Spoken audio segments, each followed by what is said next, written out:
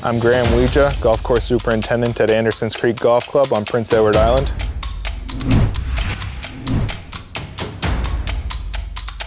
And me and my dog Gus are going to do a soil probe on a few of our greens.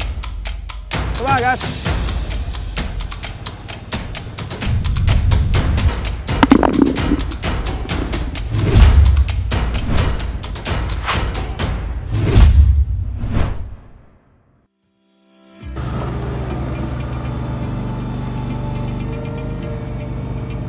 Generally speaking, my morning starts at about 4 o'clock.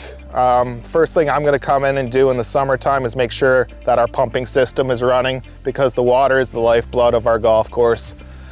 We have an automated irrigation system, so I'll go and check on the pumping system itself, and then I'll go up to the office and I'll check on a computer which relays the information to me as to what watered, how much it watered, and if it didn't water, well then I've got to go out and diagnose it. Our staff starts around 5 o'clock in the morning. They go until 1 o'clock in the afternoon. We generally try and get out and do the front 9 as quick as possible, because we have tee times starting at around 6:30 peak season, which means that we want to be out about 2 hours ahead of the golfers to give us that time to prep. When we get the front 9 done, we move on to the back 9. Then the golfers basically fill up the golf course by 10, 11 o'clock in the morning. And we're focusing on detail work because there's just too many golfers out there.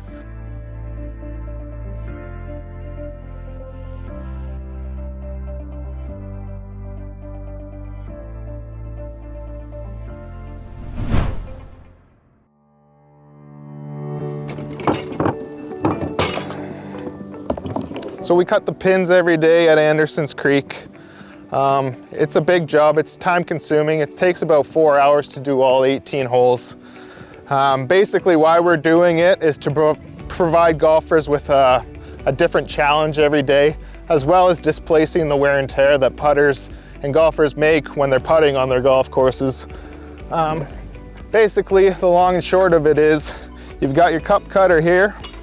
This will drive into the soil about 8 to 10 inches.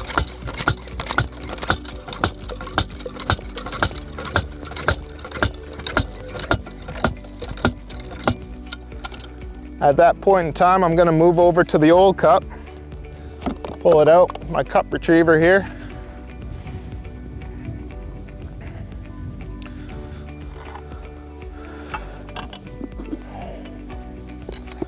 Pull the old cup out, clean it up a little bit so you don't make any mess.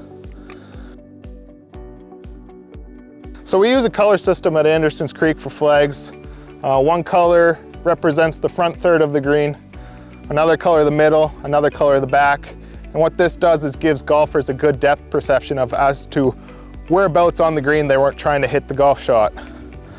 So I'm going to switch flags out. Make this one a blue one now. And then we're ready to move the plug. So we've cut our plug. All that's left to do now, pull it out and transport it over to the old cup.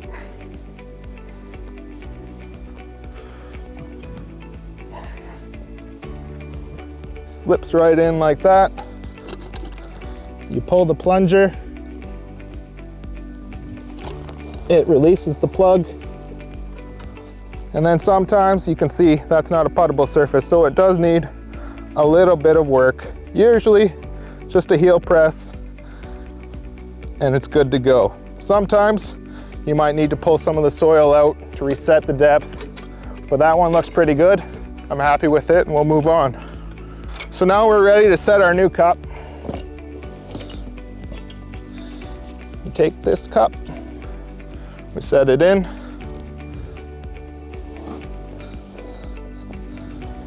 We take our COVID disc because we're not setting cups as deep as they used to be anymore.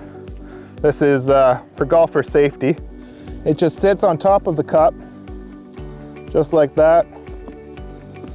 And what that does is it prevents the ball from going all the way into the cup. That way there's less handling for golfers as they play the hole. What we'll do then, insert the flag, give it a wipe down, make sure it's nice clean presentation. And that's it. We're moving on to the next hole.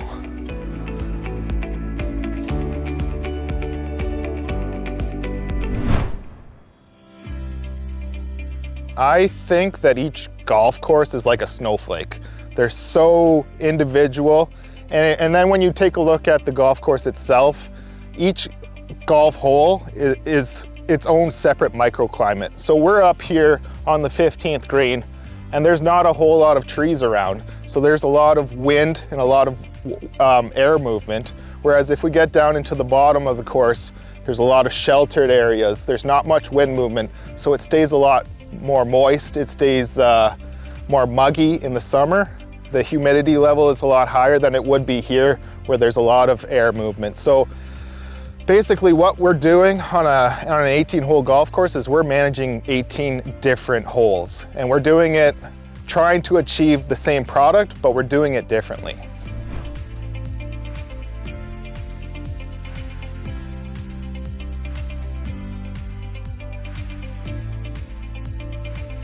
In terms of maintaining it on a daily basis, we're always looking at making sure that we have adequate water levels for our greens, tees, and fairways. And then there's the process of mowing it. Each green gets mowed every day, whether it gets mowed or rolled. We have individual machines that do that. We each have mowers for our tees and fairways that have a lot of service involved in it and the daily maintenance of it. And we get out before the golfers, before the sun comes up, and we start mowing, rolling, knocking the dew off, raking the bunkers, making sure that we're providing a good service level for our customers. A golf course like this would need about 10 to 15 people to maintain it properly. There certainly are a lot of relatable aspects between a gardener or an agronomist and a golf course superintendent, but I also think that it's a lot of farming relatable aspects to it in terms of what we're trying to accomplish out here. You definitely want to make sure that your root system is strong. It starts in the soil, so you want to make sure that you've got good soil structure. Some things that we would do to make sure you have a good soil structure is aeration, which is poking holes into the ground, which allows a gas exchange. Plants need a lot of oxygen, they need a lot of water. Our pumping station, we can put out about 275,000 gallons a night. And then we refill our ponds with underground wells, and it's quite the process. We use a lot of water, probably over 6 to 7 million gallons a year.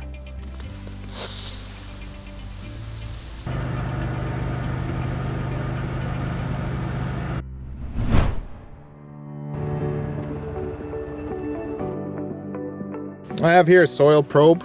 We use these to take a look at both the soil structure and the infiltration rate of the water on putting greens. Essentially all I'm doing is pulling a sample.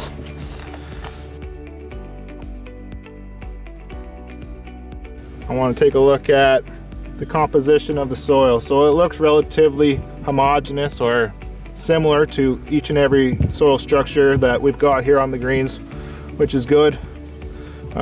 It's soaked throughout because it's late in the season and it's fall. So if it were in the summertime, I'd be concerned about, one, my root depth, how far the root's going, because that's directly related to how much water and nutrients you can pull from the soil. And also, how wet is the profile throughout? Is it consistent? Is it dry here? Is it dry here? These are all things I take into consideration when I'm taking care of the greens and water management.